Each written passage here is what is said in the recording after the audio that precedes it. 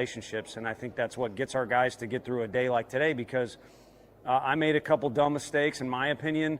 We made a couple mistakes on defense. I mean, the first and third thing, if I'm a fan, it doesn't look like we ever practice it, which we do. But you know what? When you keep fighting and you battle through, good things happen. And Dylan Loy was our best battler today, but the whole group battled their way to a win.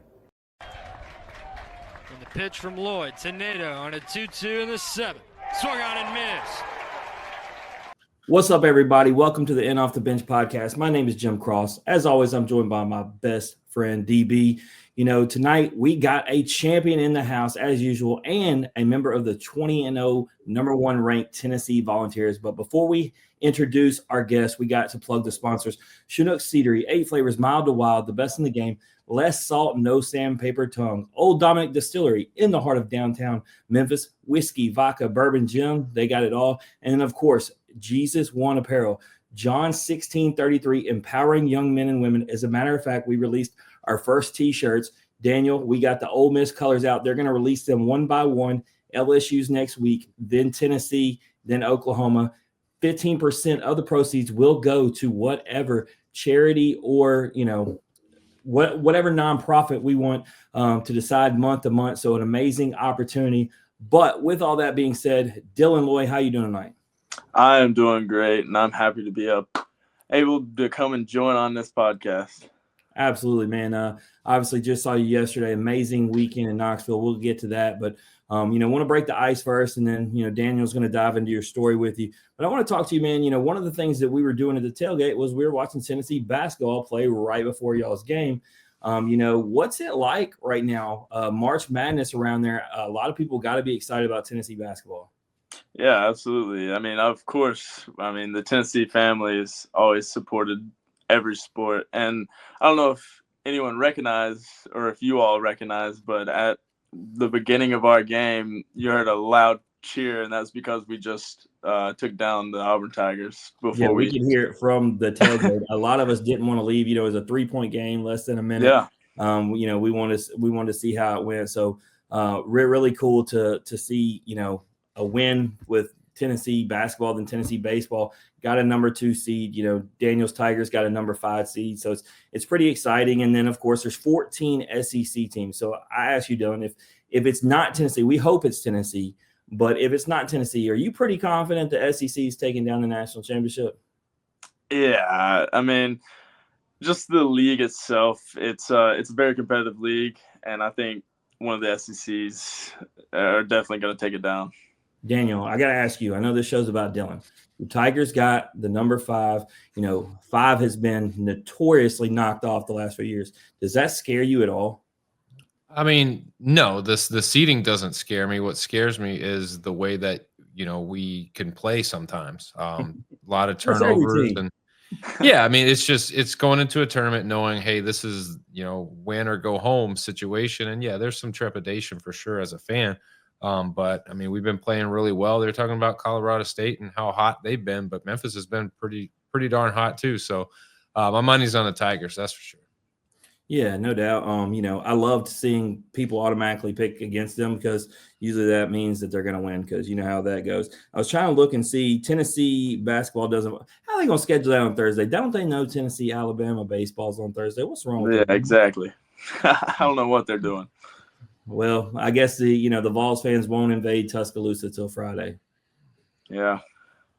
But that being said, I'm done joking around about basketball. Daniel, get into it. All right, Dylan. All right, Pigeon Forge. That's where they say that you're from. Oh yeah, correct. I always born and raised. Nice. I always like to ask because sometimes these SID departments don't have it all figured out. Sometimes they have misinformation on these sites, but. Pigeon Forge, what if I went there? What's the one thing that I should experience if I was there? If you went to Pigeon Forge, I would say you definitely got to go to the island.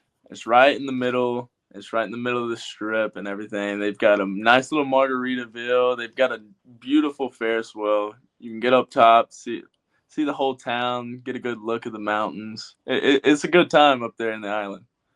Now, have you been to the island? Oh, of course. I've been. You think he's just telling us to go? Yeah, you think? So the reason I ask is we've had guests on here that are from Lake Mountain, Minnesota, and there's no such thing as a lake mountain. There's no mountain, there's no lake. They've never been there if there is. So I just wanted to make sure that we've actually been to the island. It is a place that I can actually go to. Oh yeah, you can definitely go to that. Legend. But what's family life like, man? You got brothers, sisters, mom, dad. What's the family tree look like? Mom and dad and brother right now, and it's a good time. My brother lives down in Nashville, but he still bleeds orange. My whole family, my immediate family, actually all graduated from UT. So, not to say that didn't sway me to the orange, but it definitely didn't help dragging me away. But we'll get into why you chose Tennessee, but Jim, it sounds like he really didn't have much of a choice. It would have been an awkward holidays if you didn't. What an opportunity, though. The school that you're being forced to go to is just wow, man. Who is your favorite athlete growing up? Like who gave you inspiration? Like as a player, who did you look to go, oh man, I want my game to be like that guy? Yeah, I was growing up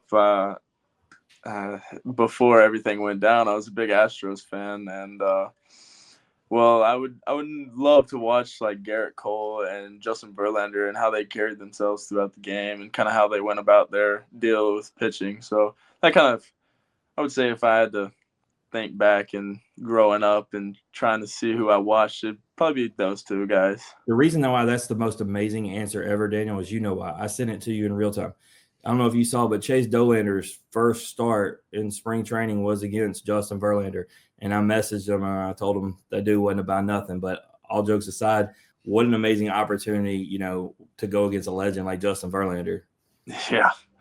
I mean, Verlander, even Garrett Cole, man, that's unreal. Who did he pitch against next, Daniel? Because I said he wasn't done any favors. Oh, DeGrom. He had DeGrom out. Oh, yeah. Yeah. They're just lining them up saying, here, man. Give me Doe over any of them. Are you still fans of Verlander and Garrett Cole today, or is someone else taking the reins as your favorite player? I mean, obviously, I like the guys from Tennessee. Yeah, he's a Ben Joyce fan. What are we talking about? Ben Joyce, Seth Halverson, all the guys. I mean, but honestly, it's pretty cool to see what Paul Skeens has done, being so young and going up there and having the confidence to go in there and throw to those guys like that. Yeah, Jim sent me a graphic the other day, or maybe it was yesterday. It said Paul Skeens has been named opening day starter, and I just laughed. Like, was there another option? Yeah, I mean, what he's doing up there is stupid. Oh, it's unreal. I mean, just the work that he puts in. Obviously, you see it highlighted all the time, but just the level of focus that you have to not only be the number one pick, but also to back it all up. So anybody that can do that, man, is just on a different level. Yeah. But you're on a level that not a lot of people can claim. You in high school were the class valedictorian. Daniel, I put in the notes. He's like, I told you I lost count. He's like number 528 or something. I don't remember us ever in 528 athletes having a valedictorian. Am I wrong? We've had salutatorians. We've had historians. We've had, I don't know, folks, but we've had Key Club. We've had Honor Society, but we've never had a valedictorian. So, Hey, I feel honored. I feel honored to be the first one. I don't know what your grades are like right now, but I can probably say this with pretty good confidence. You might be the smartest high school athlete that we've ever had on the show. Well, you can't say smartest athlete as you just get into Tennessee alone, because you had Luke Lipsius and Redmond Walsh, by all accounts, are like, yeah. I don't know if you should say smartest, maybe highest ranked in high school for smarts, but I wouldn't say smartest. Well, hold on. Let's before we get into that. Like, he lost how many smarts? He said smarts instead of intelligence. He lost me there. Now I know. Yeah. How many people were in your graduating class? Let's start there. There was about 120. Oh, okay. That's pretty, like Daniel. That's good. Daniel, we almost had 600. That's what I'm saying. I But know, because I was ranked like number 485 in our class. I mean, hey, valedictorian is valedictorian. Like you don't get to pick who your opponents are. You just don't. Exactly. Facts. So, I like go that. play ball. So he's just taking care of business. So whoever's in front of him, he's just doing his thing. But Yeah. for you, Dylan, it comes down to South Carolina and Tennessee. I'll just ask you this because it's pretty clear to me why it was Tennessee, but why was it not South Carolina? Yeah, I mean, when we went on visits there, and my family and I were both very pleased with what we saw. It was just, like I said earlier, it's just hard to take away from the orange. I mean, with my whole family being from here and growing up around here and being a Vols fan my whole life, it wasn't like Tennessee was the only option and I had to go there, but like meeting the coaching staff and everything, I don't see why you wouldn't want to be here whenever you've grown up around this atmosphere your whole life. And I don't really have words to put it in why it wasn't South Carolina. It was Tennessee.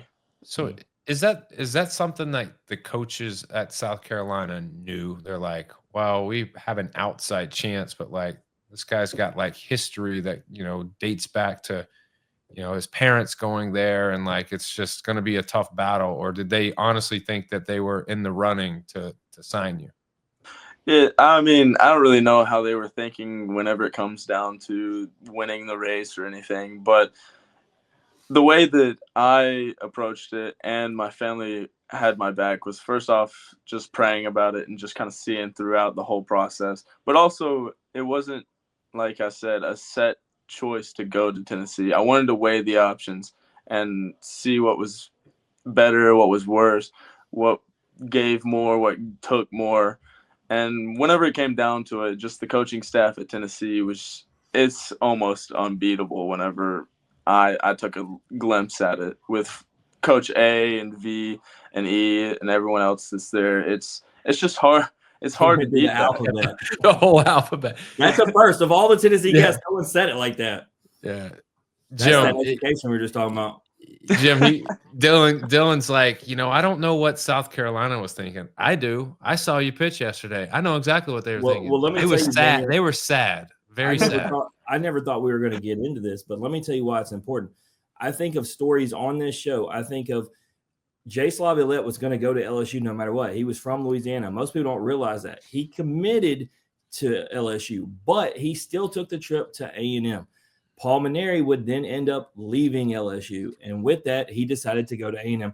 So it is in your best interest, if you're these schools, to still do everything right and do your due diligence, because let's say, for the sake of the argument, Tony V left Tennessee, and Dylan thought about, maybe I don't so much want to go here, So you always, if you're those coaches, you want to take the opportunity to do the best you can with an elite player like that's visit and make sure that, if they ever consider options, especially with the way the transfer portal is now, you just said yourself, South Carolina did a great job. I don't see you ever leaving Tennessee, but, we at least know that option is there.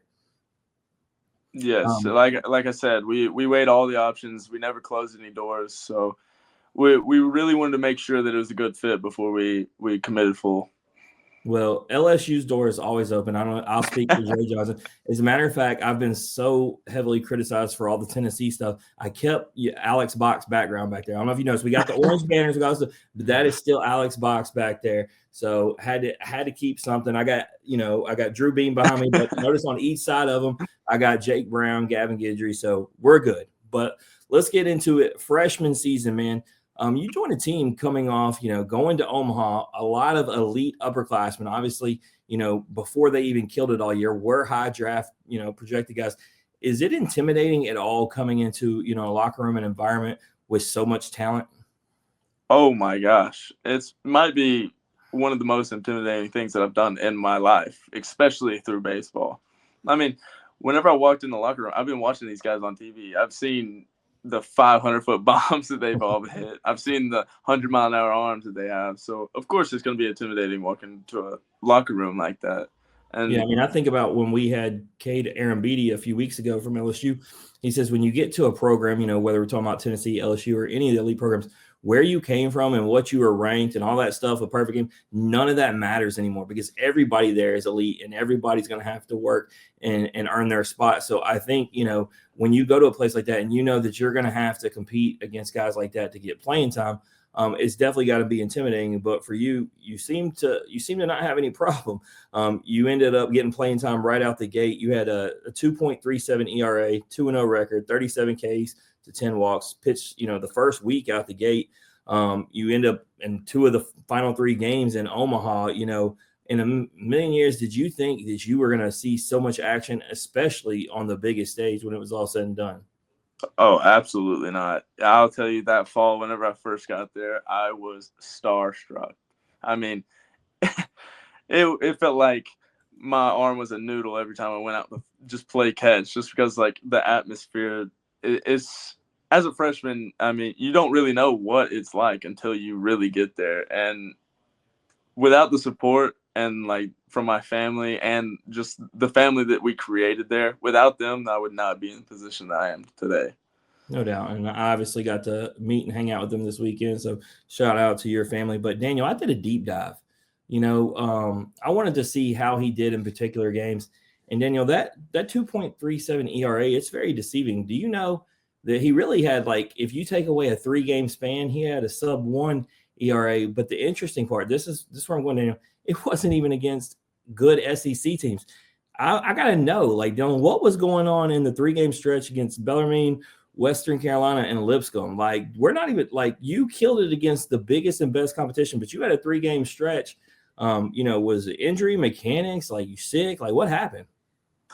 To be honest, trying to recall, I don't truly remember if there was one thing. I think it was more so just really throwing my pitches. Instead of throwing my pitches again, I had to get reset and kind of just keep my breathing calm and just kind of stay true to myself whenever I went out there and kind of visualizing success instead of going out there and just pitching.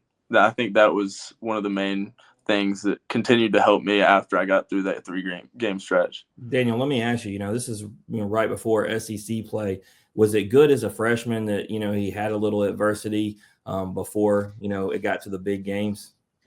Yeah, I mean, you want to, if you're going to have any hiccups along the way, you want them to be in those midweek games where you can not have as much on the line. Obviously, you don't want to lose those games, but those are games where like they're intended to get work. They're intended to work some things out and get you back in, but also they're confidence builders. So when you don't do well, it is even tougher sometimes to bounce back from that. But you at least know at the end of this, I'm working on something. And when I'm I'm slowly making steps in the right direction. So that way, when he does hop in an SEC game, like it's just, back to whatever, that normal day-to-day that he's accustomed to. Well, I mean, it clearly worked. And, you guys, I was there for, the regionals, super regionals as well. As a matter of fact, thinking about it, it just wasn't all at home. I was in Hoover, but I was there for South Carolina. So I saw you guys through the whole entire run. What a ride. Y'all win 60 games. What's that like as a freshman? You're a part of a 60-win team, the first national championship for Tennessee. You even said you grew up a Tennessee fan. Like, a lot of the guys have said, man, like, it happened so fast, or they black out through the biggest moments. Like, is it like that for you? Because I feel like it's even bigger for a guy like you that's from that area and grew up a Tennessee fan. Yeah, I say this every interview that I've had. Anytime that we're talking about it, I still get chills to this day. It truly is, like you say, like I don't have words to capture it, but it truly is that feeling.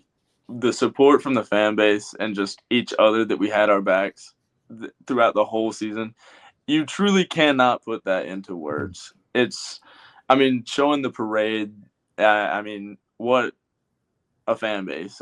Truly. It's truly. When you talk about hometown stuff in Tennessee, Dylan, I haven't really even talked about this on here, Daniel, but you saw it. Like, I didn't get to go do all the parade stuff, and so I saw that Hunter Inslee was having his hometown. They were having a parade for him and everything. It's only like an hour and a half drive. And I was like, you know what? I'm going to go check it out. And so I can only imagine just what it's like for all you guys from hometown Tennessee, across the state. I saw for him, whole town was there. It was one of the coolest scenes. And so I love it for everybody on the team, but I especially love it for the hometown guys who just grew up bleeding orange, because I just feel like it means a little something extra because it's, your friends, family, and everybody you've ever known. Yeah, it 100%. I feel like it means a little extra, especially growing up, just trying to stick my fingers through the fence just to get a little high five from those guys. And now being one of the guys, it truly is special. You know what, Daniel, that story he just said right there, and Blake Burke said the same. Those are the key things, because they were those kids once. And I think that's why you see a lot of these college guys making an effort for the kids, for the fans, because they remember what it was like. I mean, at the end of the day, baseball is a kid's game. Like, if you want to be really good at baseball, you always got to remember it's a kid's game. You got to have fun, because if you're not having fun, it's going to eat you up. Yeah, because I tell you, Dylan, they did the worst thing at Alex Box. I went opening weekend, and when we talk about the kids, like I made it a point to let them know I was not happy there, because they put luxury seating in, where the bullpen was, and then those were the bleachers. And so kids would always run over there to that wall, especially when guys were going in and out the bullpen, but you could also catch them coming from the facility. Always got fives, autographs, pictures. And so now you put the luxury seating in there, they fenced it off. And so now the rich people get to see the players, but the kids don't. And that is not okay with me. So LSU do better, but Tennessee is doing their thing. On and off the field, 20-0, dominant sweep at home. Lights out yesterday for you. We saw what Tony V had to say. What's it mean when the head guy, we talk about players coach, Daniel. We know there is no bigger players coach, but yesterday, first he owns his mistake, which takes a real man to do. But then, Dylan, he gives you that moment, man. What's that mean to you? Yeah, it's like your boss complimenting you. I mean, it's obviously a good feeling, but at the end of the day, you still got to go to work. And it's just, there's another game tomorrow. We gotta saddle up and go to battle. So no matter what he says, it's on to the next task. Yeah, well, I mean, we've had him on the show twice. Daniel got to meet him and talk to him in Omaha. Daniel, I agree on the Little League play, but as far as his decision-making, he took one that he didn't have to, because I know exactly what he meant.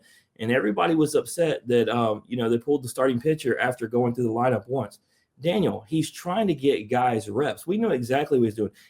You can't predict that it was going to go the way it did, but from a coaching strategy in a series that you already have, Daniel, is there anything wrong with trying to get the other pitchers time? No, it's the right move early in the season. You've won the series. You're going to need the depth. You're going to need everybody that is in uniform on roster at some point in the season. And if they're not getting reps in big time moments, which that is a big time moment, you can't expect them to be able to do it like when the bases are loaded and it's a tie series and you're trying to win the series, or you're down and you're trying to hold serve and give yourself a chance to get back in the dugout and swing the sticks and get something going. Like you have to do those things. And Tony is a magician when it comes to that, because if you look back over history, like he's not afraid to pull guys quick and insert, because the depth is so good. Like it's so deep, and like there's going to be guys that don't have it that day, right? Like, and and that's what I love, because that's a perfect way to talk about, Tanner Franklin. I got to talk to him yesterday. Friday went bad for him. 4 guys, 4 hits, no good hits, but nonetheless, just it wasn't going well. And so he said he needed to come back out there yesterday. So I think he did the right move. I don't think he should have to apologize to anybody. The Little League play was pretty funny in real time. I was like, what is going on? Like, I'm sure Dylan was feeling the same way. Everybody in that dugout probably not involved in the play was what was going on. But you know what, man, shout out Tony for taking it. But Daniel, you talk about that depth. Dylan, I got to ask you, man, it's kind of a, maybe the only question we're going to ask is a little tight, but this is Cannon Peoples' fault. He came on this show, man, and I asked AJ Russell yesterday, and he confirmed. So I'm gonna put you on the spot. He said, not trying to step on no one's toes, but this pitching staff is deeper and more talented than last year's team, which is a bold a bold statement. But based upon what I've seen with my own eyes, and AJ Russell, who I love him, and then Cannon Peoples, who's seeing both pitching staffs behind the dish, is he telling the truth, Dylan? To be honest with you, I couldn't answer that.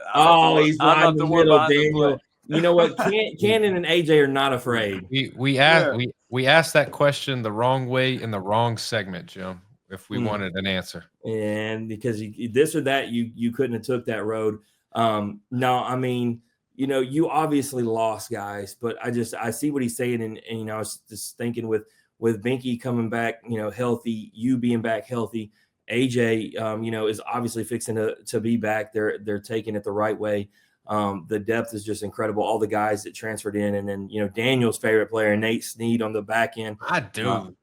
Lights out. I mean, Fridays. Oh, yeah. I was literally sitting around the people, Dylan, and everybody's like, he's going to pitch again. And somebody said what, I've heard many people say, and what we know is like he's got a rubber arm. And the reality was, a lot of talks where he was possibly going to start this year. So we know he has the longevity, right? Like, to do it. But I mean, he's just doing it at an insane rate. Daniel, my biggest problem is that they messed up that clip yesterday on TV. They panned to the third base coach when he threw the glove up and holstered him. My video.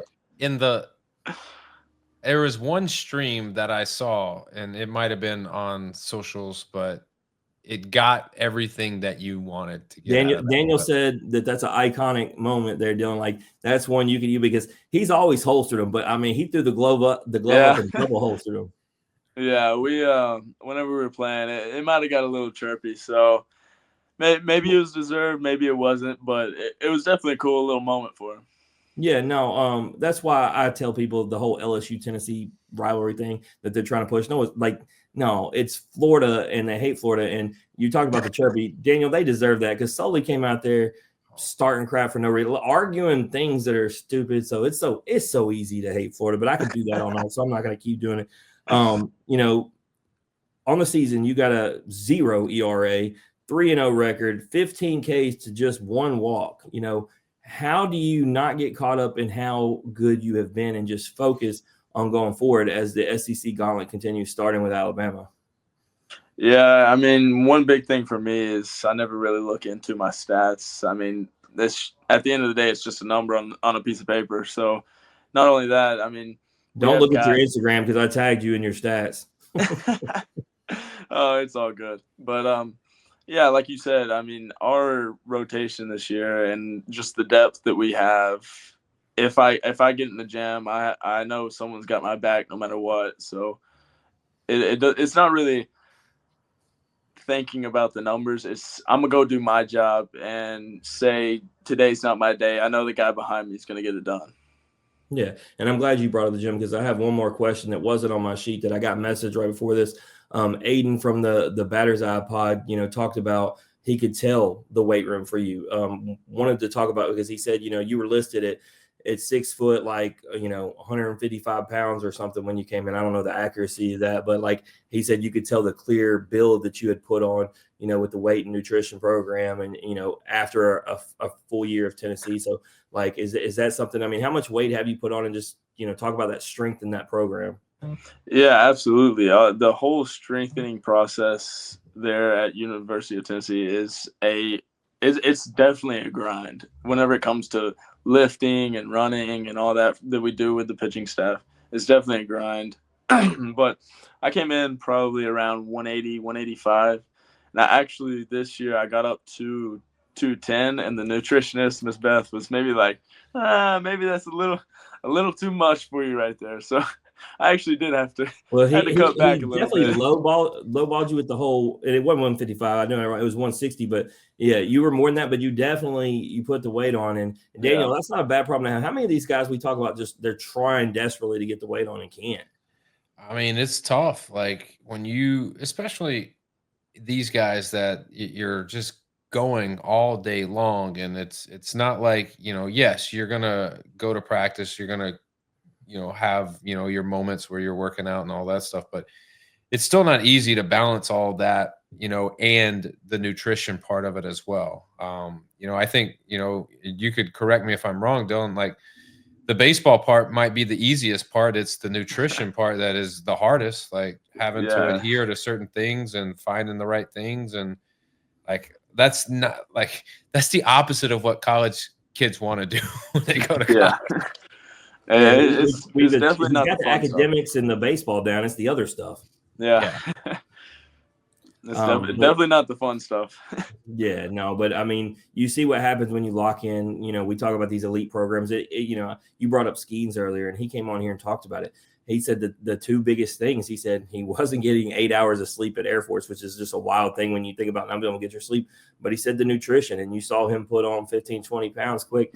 And so that stuff's meaningful. The weight program, there's a science to it. It's one of Daniel's favorite parts that comes with it. But that being said, man, I'll be there Thursday night in Alabama. Won't be there for the weekend. I told my wife I'd be home for a weekend, so gotta do what I gotta do. But luckily, the series starts on Thursday, so I can get away because she got to work. And hopefully, you get to be out there. Hopefully, y'all take care of business. Nobody likes Alabama anyway, right, Daniel? So, I'll come out there and watch. I'll wish you nothing but the best of luck. But now is it's the real test. I mean, all that baseball stuff, it's easy. Daniel's got the real test. Yeah, this is specifically designed for valedictorians. So I hope you're ready for this or that. It's the game that's sweeping the nation. It's actually very simple. I'm going to give you two options. All you got to do is choose one or the other. You can't say both. You can't say neither. You just got to pick one. All right. All right. I'm ready. All right, Jim, this or that. Who is it brought to you by? Nook Ceadery. Like I talked about, 8 flavors. Daniel, I saw them all over the tailgates. You don't see them as much in the stadium. Turf field is one of those things JJ talks to me about as the umpires. Daniel, they can't chew them on the field. I hate it. But I do know the guys have them in the dugout. Tennessee elite level players with elite level seats. You can get yours and support Tennessee baseball, specifically Hunter Inslee, code Inslee1. So get you the best seats in the game. You know what we need? We just need the kernels. Give us the flavored kernels so that we have an option to take in the dugouts. Then there's no spitting. I mean, it's not as fun, but it's tasty. I still liked what happened in Hoover last year. I've never said this on the show. I'll throw myself out there. They were like, you can't bring seeds in. And I was like, dude, it's a baseball game. And it's not even just a baseball. I'm going to be here all day. And they're like, you can't. It's food. I said, no, it's not. I mean, I get it's a snack item, but it's like, it's not. And so they kept telling me. And so I just looked at them straight face. I said, if you don't let me in this gate, I'm going to put them in my belt and walk down to the next gate and just lie to them. And they were like, no, you're not. And I was like, okay, bet. I went to the far gate and I had 4 packs in my belt, walked in, and I chewed my seeds in Hoover. So whatever. I don't understand. Like in Omaha, take your own water bottle in, take your own seeds. I mean, what's the difference? That's what they tell you at the thing. You can take them in, just don't have them open. They don't want you to bring open. Same with the bottles. Right. Like the bottle has to be empty. So it's just making sure you're not sneaking certain things in. But they said you can bring the seeds in, and especially, they just said put them in your pocket if anything. That's why Omaha's magical for that rule and that rule only. No, be better, Hoover. Be better, Alex Box. So many of these places got problems. That's how is it that you can take chewing gum in? I bet you could take chewing gum in. No problem. Is that a segue to your first question? It is. It is actually a segue to the first question. So, Dylan, seeds or gum? What you got? Shout out Xander Sechrist. I got to go with the gum. What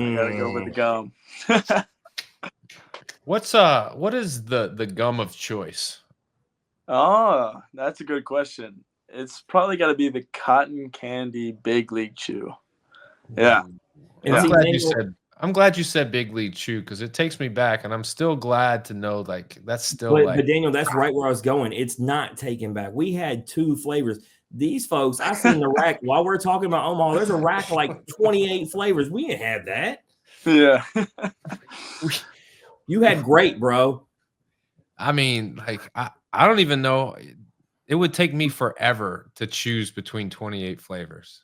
Like it just Jackson was the one he picked 3, and the best thing they can do, Daniel, is no different than Chinook seeds. Like you can do the 3, the 5, or 10 and get a discount. Yeah, so I was like, but I told him I wasn't buying them 10 and walking around and carrying his pack. So he picked 3 and had no problem. There you go. All right, Dylan. Would you rather attend the party or host the party? Ooh. It depends what party, but I would love to be the host. I'd love to be the host. I mean, it really depends. It's not so much the party; it's who comes to the party. Yes. Yes. Because the cleanup process is the worst part of hosting the party. Yeah. But if you got some helpers or some people who aren't, just animals, like it's not too bad. Well, yeah, exactly. It's like I prefer home, or I prefer hosting the party like from a home sense. But you link like tailgate to what you just said about cleaning up. I don't like hosting the tailgate because that's a lot of work, man. Yeah. I mean, that's like extra. Like you're packing everything up. You're setting it all up. You're doing all the cooking. You're doing all the entertaining. Well, luckily, them Tennessee and LSU folks, because both are elite at it. It's like a well-oiled machine. Down. It's like 5 or 6 of them breaking it down, putting it up. But I think that's probably why you shouldn't tailgate, because you would never live up to the expectations of the bet. Like you get to enjoy the best, so like it would never come close to that. So, no money or no internet. If you had to choose one to go with, no money or no internet. Oh, would you rather be broke and be able to like scroll through socials, or would you rather have the coin and be able to just do whatever? Yeah, I mean, I'd probably go no internet, honestly. No, because you'd have no March Madness right now, Daniel. That's lies. Yeah, but I could go somewhere and watch it. I could travel to the games with the money. Even better. Live action. Yeah, Daniel, they opened up that walk-ons today, and me and Sarah went, and I told them, I was like, I hope you're ready for Thursday through Sunday because y'all gonna get it. Oh yeah, they opened at the right time. I know that was strategic, but yeah, it's gonna be slammed. Gray or black uniforms, Dylan? Oh, come on now, it's got to be the blacks. Okay, I mean the black uniforms have to be on top. I'm gonna tell you, Daniel, those creams look so good yesterday. I know that they grow on me just because it's like almost like a vintage look. I like that. Hey, Daniel, shout out Nike. Week 5, Ole Miss got to wear their powder blues because you finally got them to them. Wow, way to go, Nike. I bet Oregon doesn't have that problem. No, not at all. All right, would you rather strike somebody out with a fastball or off speed? I would have to go with off speed. After that video, if he said fastball, I'd be like, no. No. The old 56-foot Snapdragon. He's the first one in a while, Daniel. Everybody's been saying fastball. No, I would have to go with a nice little sword on a little off speed. Yeah, that would be nice. I mean, I feel like every time I watch you, though, you're pretty good at freezing guys more than getting the sword. I feel like you definitely lock them up, which is, to me, one of the coolest things. All right. This is a pick 'em. You got LSU and Texas. Who you taking? Ooh, I got LSU for sure. LSU. Are you saying that because Jim's an LSU fan? Like you don't have to appease him. Like you can tell us how you really feel. No, I feel like LSU's got that one. Yeah, I don't know. We'll see. I'll see how I feel when we get to pick 'em later on this week. I mean, he just gave you the answer. You think he's going to pick wrong? It's a champion. I mean, I think he's got bigger things to worry about. Look, Daniel, I got to tell you, by the way, you know how I got my graded cards back, which I need to grab them in a second so I can show them on here. The only one that didn't come back with a perfect 10 grade from the Tennessee guys, Dylan, was Billy Amix. For whatever reason, it came back. I say for whatever reason. I found out since it's 8, but I guess on these cards in the center can be signed kind of off, like one of those detail things. Yeah. I sent it to Billy, which is the reason I bring it up because of everything we've talked about. And he goes, we can't win everything. Touche. Hey, that is humble at its finest. I mean, I like that. It's a shame I had to get rid of him in Survivor last year for being hurt. People want to know why he was giving the thumbs down in y'all's picture. I was like, Daniel had to cut him. Yeah, it was rough. It was rough, but I mean, it is what it is. I gotta go get those. All right, this is a big one. All right, would you rather have to keep your mustache and cut your hair, or keep your hair and shave off the stash? Oh, see, that's a good one. I would say cut my hair, honestly. Yeah, I'm loving the mustache, especially whenever one of the big brothers, Kirby's got a beautiful one. What do you? So what is the goal? Like, do you just grow it out until you get sick of it, or grow it out until you have like a bad performance, or you're just going to rock it all the way through March and then you'll see, like, are we trimming it or are we just letting it, like, what are the rules of Probably your, gonna try to catch Kirby. I don't think I it don't like know. that's I don't know that's if I can elite. catch Kirby. But yeah, I would say I've just been trimming it, just kind of been one of my things since I've got to college. I couldn't grow one in high school, so I was like, you know what, let's give it a shot. But So we talk about it. Bullpen guys, like not just Tennessee, anywhere. You either have to have the hair flow or the facial hair. You got to have one. You can't have yeah, neither. absolutely. For sure. All right.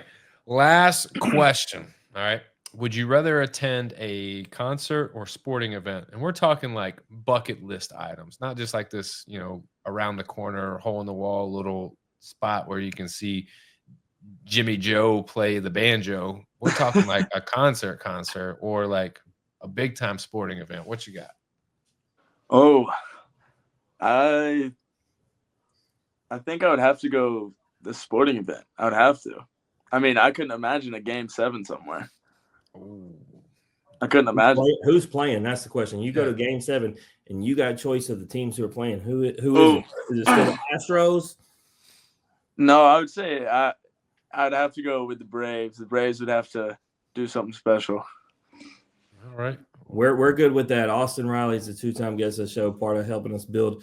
So we got a special love for the Braves for sure. Hey, yeah. I mean, Daniel, check this out. Billy Emmett looks perfect, beautiful. It's number 74 of 150, but it got an 8, man. I can't see it. However, QB1 came in today too. Drew Beam, nothing but 10. You're gonna get a 10 from Drew Beam. Absolutely. So what's the reasoning behind the 8 grade? So I guess it's one of those things that I can't see. It says that the middle is not perfectly square, I guess, on the making of the card. That's the whole reason they grade them. So it's not something I did. It's the card that I purchased, unfortunately, on eBay, and they're not going to tell me that when they send them. They may not even know. It's too bad. Like these, like you know how coins, they have these imperfections, and then they're worth like 10 times the value of the actual coin. Like, why can't they be like that? Like, what I want to know is who allowed it to be printed that way? How could you? Why would you not? I just know Billy's not holding the standard because Burke and all the other guys are 10. Though the real question, Daniel, the most expensive card I have outside of Schemes, and I'm not going to tell you how much I spent on it, but I sent Simo off to get graded along with Nick Kurtz and Connor Griffin and those other guys. If any of those, because those are my expensive group, that's why I waited and sent them together. If any of those come back not 10, fighting somebody, man. Wow. Clearly, the job that anyone needs to have, if you want no accountability, is to be a card printer. Because clearly, you could be a terrible grade. You can off center the print and everything, and still have a job. Here's the thing, Dylan. It's how is that okay? I'm not a card guy. I never had a card until a couple months or like 4 or 5 months ago. And then I decided I wanted to get all the first Bowman autographs of all the guests we had. I didn't know there was going to end up being 58 over the 4 years. So that became a thing. And then some guys are way more expensive than the other. But specifically, I told Daniel, the Tennessee guys are a big part of that. Y'all cost way too much money. Well, and here's the thing is there's going to be more to come. So he's just going to have – it's going to be this ever growing vicious cycle of I'm just ready buying for 8 grade cards. I'm just ready for Dolander to get a real one. I had to buy that wild card brand or whatever. Anyway, it don't hold no weight or whatever, but I had to have a Doe, so I can't wait for him to get one. I'm sure Seth will get one this year. And my Lipscomb's one of my favorite. I could do this all day. Gilbert, there's so many. Yeah. Well, Dylan, man, before you get out of here, anything you want to plug or promote? No, I don't believe so. I think that's all good. That energy drink he's been pounding. No. It's just body armor. Not no energy. Body armor. It's like, man, it's doing a perfect job of plugging something. He's been drinking it the whole episode. Like when you're doing the interview and you got the Gatorade out in front of you. Yeah. No, I just been yelling all weekend. Had to get maybe trying to keep my voice here. Yeah, I'm not Dylan. I'm not seeing. I'm looking at your page. You're a national championship pitcher. You're a hometown guy. Man, you got a 0 ERA. You got the stash. Just an NIL setup. Daniel, we're fixing this. That's unacceptable. I'm making some calls. Yeah, we got to set something up. Yeah. All right, Dylan. I'm gonna help everybody actually do have something going. It's not going to be about NIL, but Dylan's going to be. He started talking about faith. That Tennessee shirt's going. He's going to do Jesus One. We're going to have some sort of special mission project, raising money, Pigeon Forward. I see it coming. Awesome. That sounds good with me. Let's go. Well, for everybody that wants to know, big midweek matchup with East Tennessee State tomorrow, 5 p.m. It's at Lindsey Nelson. So if you're in the area, you want to check out some good baseball, you can go see the number 1 team in the land take on the East Tennessee State University. Don't even know what they are. Eagles. Why not? I think it's the Buccaneers. Buccaneers. There you go. But the big matchup this weekend, you've got a 20-1 team, Alabama, against the number 1 team in the country, 20-0, Tennessee. You guys are going to Tuscaloosa on Thursday now, 7:30 Eastern. I mean, a storyline you could really make, Daniel, is no one's pitching better than Liam Doyle, and nobody's hitting better than Justin LeBron. So, I mean, if you want to find a matchup within a matchup, I mean, I'm here for that. I'm here for strikeouts. I'm not worried about Justin LeBron. You guys got game 2 Friday night, 7 p.m., and then you finish up the set on Saturday at 2 p.m. for the matinee. You can catch the Thursday night game on ESPNU, and then Friday and Saturday on SEC Plus Network. It's going to be a battle. Just keep in mind that the one loss that Alabama has is to the Blue Hose of Presbyterian. Yeah, he had so much fun reporting that. I didn't know what they were. And he said, I got to give Presbyterian one chance to make this show. This is twice we've talked about them. Yeah, I mean, we got to get a guy on from the team now. I mean, I feel like it's set. But Dylan, before you cut out, Daniel, I got to do something, or before you tell him bye and everything. If you're listening to this show and you're a Tennessee fan, go to Twitter and share it for me, because there's amazing. Tennessee are my favorite fans on Twitter. But today I have made the decision, Daniel. I will never go on Twitter again. And Arkansas fans, you suck. Okay, I said it. All right, man, y'all coming up in my mentions way too much, attacking my family. Y'all are crazy, man. Crazy, Daniel. I can't do it anymore. I'm not going on there. It's bad for my mental health. So Tennessee fans, go to Twitter and share, because there's elite fans on there who love this show, who love Tennessee baseball players. So if you're one of the people who follows me on Facebook or Instagram, or I met this weekend, share it for me, because Dylan Lloyd's story needs to be heard. I'm done. This is actual, footage of what was going on X this afternoon throughout the day. I ain't cussing nobody, but I tell you what, them people are special. It's crazy. I mean, there's a lot of hate. I mean, there's plenty of room for everybody. Daniel, I'll tell you this, with Dylan on here, them Arkansas fans better be very careful, because I have it on good authority and know a lot of people wearing orange will be there the final weekend of the year, and they want to, throw it in their face about a national championship, and they're not afraid of trouble. So Ballin Walker, it's coming your way from Knoxville. Oh, man. Can't wait. Can it be the last week of the season already? No. Can't overlook this weekend, Dylan. Man, we wish you nothing but the best. Have a happy, safe, successful, injury-free rest of the season. And when it's magical at the end of the season, or if it's magical throughout the season, we'll bring you back on and we'll recap and we'll talk all about it, man. Yeah, I appreciate it so much. Daniel, that's the 16th Tennessee guest from this season, and you've told them all that. How are you gonna fit them all on an episode, man? It's a good question. I mean, how many people will StreamYard hold? I don't know. We already struggle sometimes with our connection. I don't even want to know what it looks like when we start having those. But I will tell you this: our first episode that had more than one guest, Dylan, was in fact Tennessee. We asked Connor Pavoloni on, and he said, "Can I bring my roommates?" And so we had Chad Dallas and Liam Spence. We almost even had Ford, Max Ferguson. Like, they're going to bring their whole group on from your house. So they were all in different rooms of the house on the computer. So sometimes during the episode, they would yell at each other to the other room. So iconic episode for us to get started with Tennessee, and we never looked back. Yeah, that's a good group of guys right there. For sure. All right, that is Dylan Loy, everybody. If you like hearing Dylan's story or you just like hearing us average Joes talk X's and O's, please like, share the podcast on Facebook. Head over to YouTube. Do 3 things for me. Like, subscribe, notifications. That way you're one of the first to know when new content is uploaded because we're dropping it every single day. With that, Jim, who do we got coming up? Man, Big week. We got Colby Allen from Southern Miss. It's been a long time. Dustin Dickerson a couple years ago, which ironically, everything ties to Tennessee. He got showed out by Dolander. You remember that? Oh, tell me you were watching that, Dylan. That was the year before you came. Wait, you said the Southern Miss game? When they were in Hattiesburg and he was jawing at Dolander and Dolander struck him out and started jawing at him back on the way to the dugout. Same game that Burns went nuts in. And they beat Southern Miss in Hattiesburg. Yeah. Oh yeah. Meanwhile, there was a little tiny tyke Nate Snead back there giving the little revolvers. It wasn't that long ago. You're crazy. No. But no, it's funny. We haven't had one in a couple of years. So Daniel, we got to grow the game, man. We got Southern Miss supporters, so we got to do that. I think the interesting one that Dylan would agree. After that, we got Troy, Wansing from Texas A&M, and it's gonna be hard to talk Texas A&M and say that we're just gonna try to keep it to his story. We might yeah the field notes.